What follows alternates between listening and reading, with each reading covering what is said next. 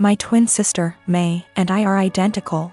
At the end of our first year of college, I was in a car accident, and I ended up with a facial scar and major trauma.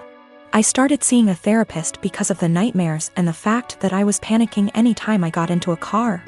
That led to me realizing there were some deeper issues, which we worked on. As part of that work, I got a physical. Started working with a dietitian to fix my diet and the smorgasbord of vitamin deficiencies it caused. I started working out, strength training 3 days and sprints or hit on 3 with our older sis. By the end of our first year of college, we had each gained about 30 pounds. By the end of the next year, I had lost half of it, but I was smaller at 134 pounds than my previous 120 because of the muscle mass. And that's been my size for the past half-decade. I found a new beautician, and she gave me long layers to make my natural curls be curls instead of waves of frizz. I always wanted but that my old one said would look bad and refused. I stopped bleaching it and let it go its natural dark blonde / light brown. I stopped spray tanning. Again, that's been my look for the past 5 years. I live in a rural area, and the internet isn't great. Things like FaceTime just aren't options, and I can't post a lot of pics on social media /see of it. This is relevant because a big issue is that May didn't see me over the quarantine. We talked on the phone a couple times a week, but it mostly revolved around her wedding planning. She got engaged before the Rona put us on lockdown. I wasn't her mo, so mostly I was being told decisions, not involved in the process. When it came to the bridesmaids' dresses, May sent our sister, SIL, and me a link and told us to get it in our size. Same with hair and makeup, but we had to arrange for a beautician because May's wouldn't do more than 4. And she wanted her friends at the appointment with her. Except she didn't do a bachelorette party with us, she did with her friends, or rehearsal dinner. So May didn't see any of us until the start of the wedding. She was livid. Apparently, she thought we would have stopped working out because of the Rona, even though we did it at home. Or that we would have stopped when she announced her engagement, so we didn't upstage her. She was mad because I didn't try to hide my scar and didn't tan, thought it would be implied. She made several snide remarks before throwing a drunk temper tantrum at the reception, basically accusing the 3 of us. But me ESP of trying to upstage her. I don't have that excuse /C I was a DD so sober, but I, quite famously, have a low tolerance for angry or crying drunks.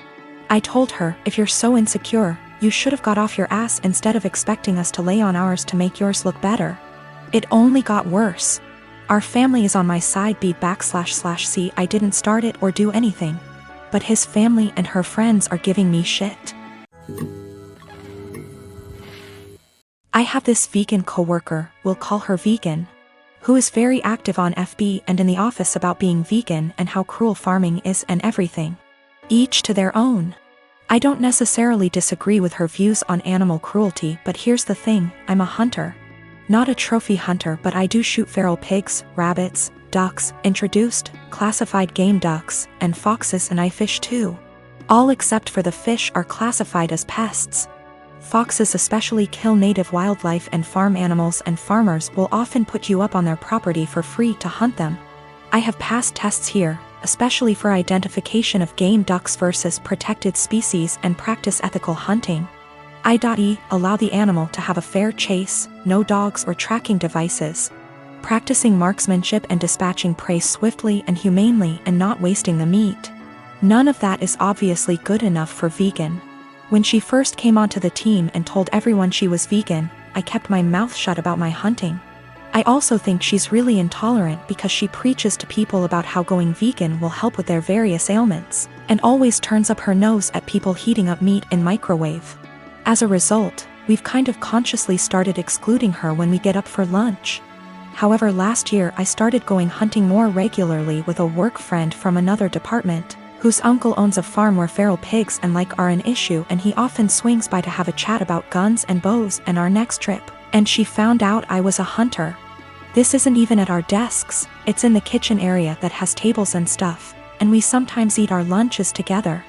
Ever since then, every conversation I've had with her, she's referred to hunting and how cruel it is. One time, I wore a leather pencil skirt to work and she had a go at me for wearing animal products. She seems to have singled me because of the fact that I go hunting. My boss has no spine. I've tried talking to him about this, but she just intimidates him and makes it seem like she's been persecuted, and he's backed down from that. She even tried to get a vegan shelf in the fridge and tried to rope in some Hindu vegetarian guys to do that, but they pointed out that they use milk and cheese and honey in their cooking. They also think she's nuts. It's gotten to the point where we go out for drinks on a Friday night at 5 and we never ask her. I don't organize these things, a coworker does, but my boss told me, when I brought it up in one-on-one meeting, that she feels really left out and she seems to think it's my fault because I've been here for longer and I'm somehow poisoning them against her, or something. I have since been conscious of this. If anyone starts conversation about vegan, I just say I don't talk to her unless it's work-related, and she's more than adequate at her job. It's actually become something of a joke or catchphrase. I told my boss I don't organize anything except official events, and she's always been invited. If she's not invited to informal stuff, that's not even organized by me, then that's not my problem. The coworker that doesn't invite her, she managed to piss him off because he's eaten guinea pig. He's from Peru. And she asked him if he'd eaten any of his other pets. For the record, he never ate a guinea pig that was a pet. It's something they eat in Peru.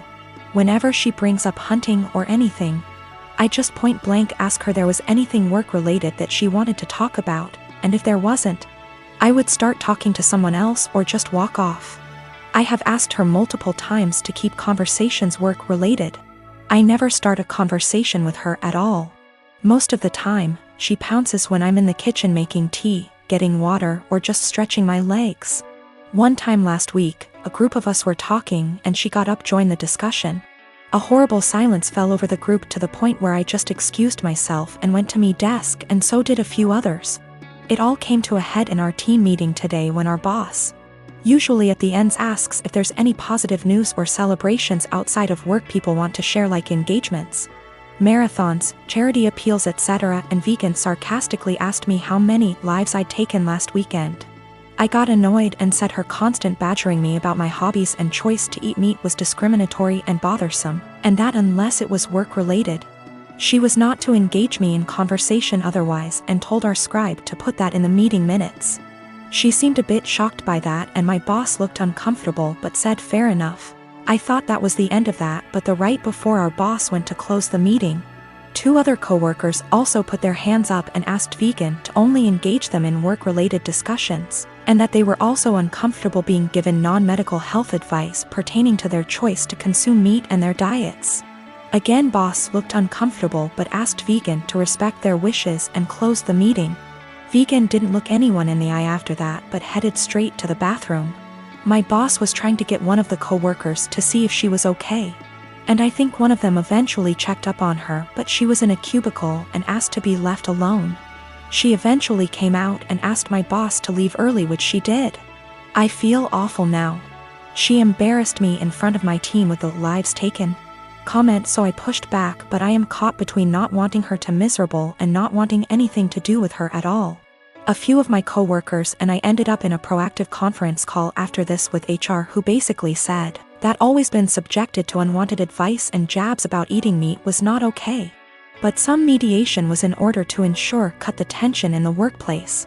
The HR rep then called my boss, who explained what happened in the team meeting and complaints that we'd made one-on-one, etc., but then he went into a meeting room and didn't hear the rest of discussion.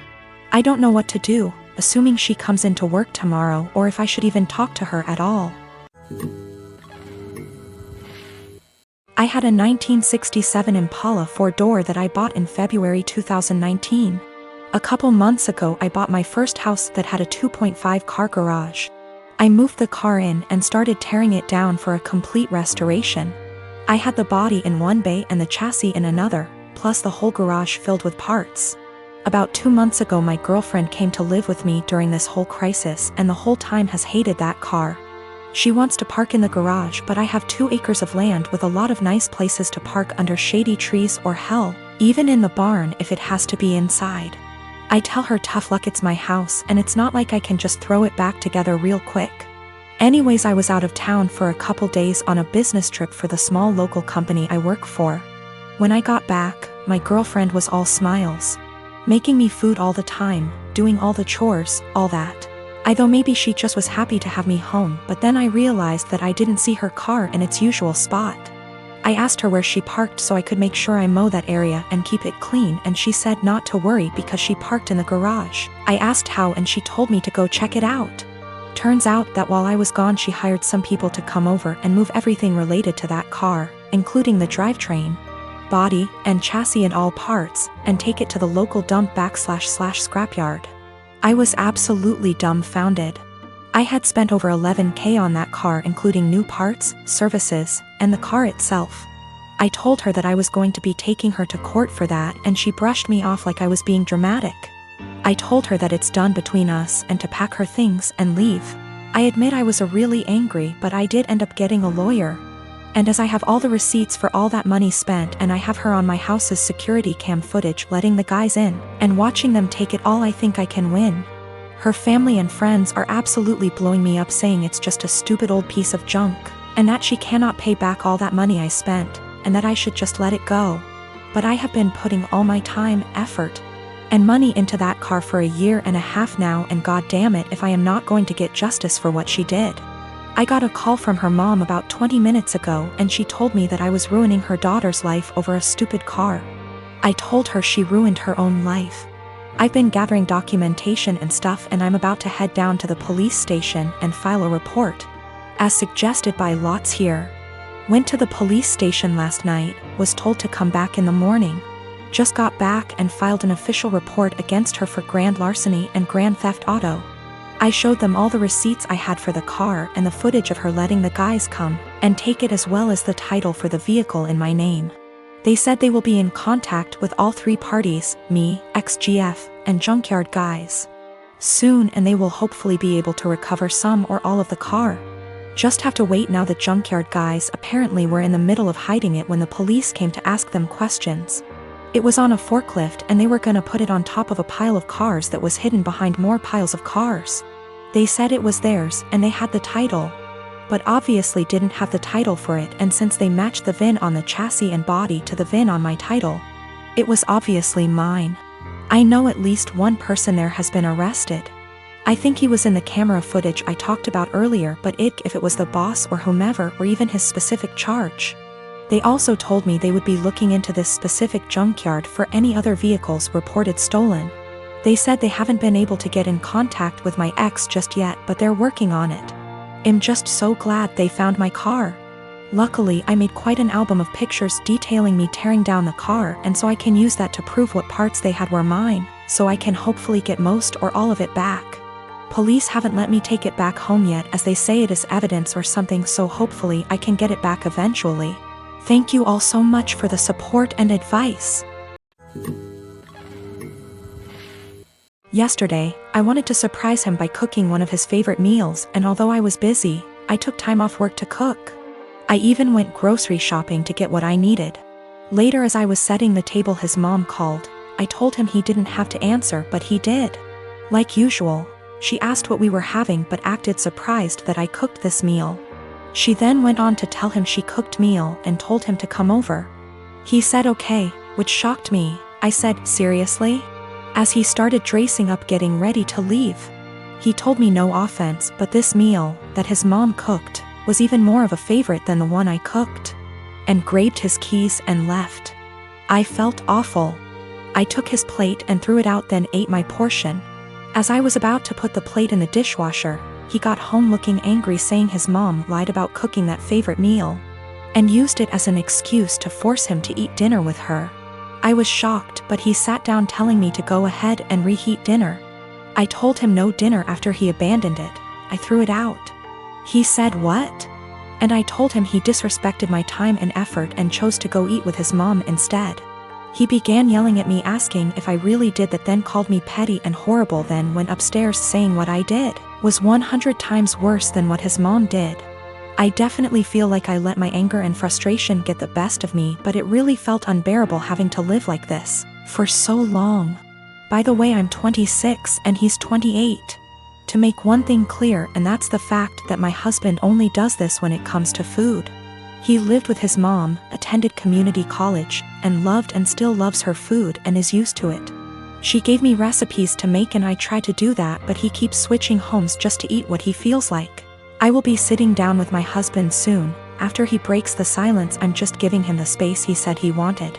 I will also be pushing for couples counseling, although he's always been against it, but we'll see how things go.